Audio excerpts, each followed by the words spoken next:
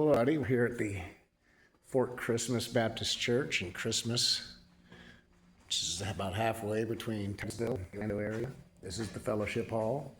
They're very welcoming to hikers. They have washcloths and Bibles and stuff. And the pastor let me in and said lock up when people can tent out back here. Last year they put in a shower. I used to have a picnic table. So when they started, they got about 10, 15 hikers a year. Now they're up to 50, 60, which is great. They're doing lovely things. Said they're gonna try to get a washer and dryer in hikers for next year. So it's nice.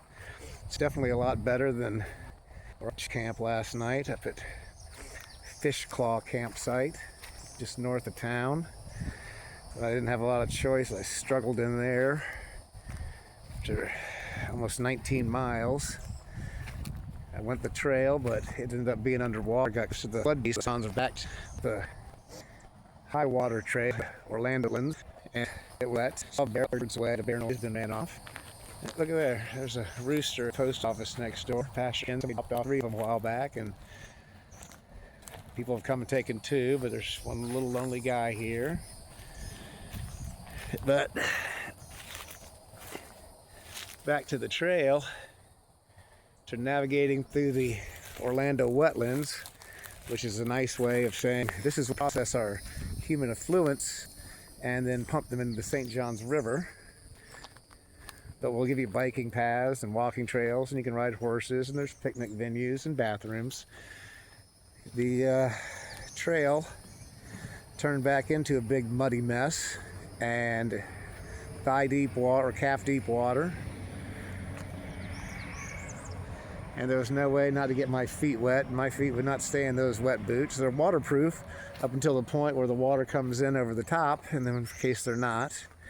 So I threw up there, my boots are drying, and I walked down here in my flip-flops.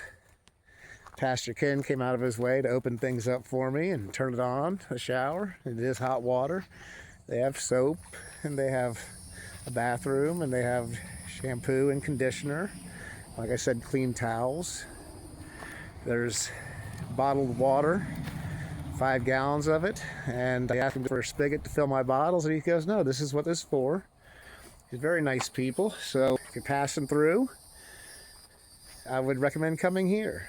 They're very welcoming, and there's not a lot to Christmas. There's a Circle K and the grocery store, and the grocery store actually makes a pretty good cheesesteak, but the stock up's a little low.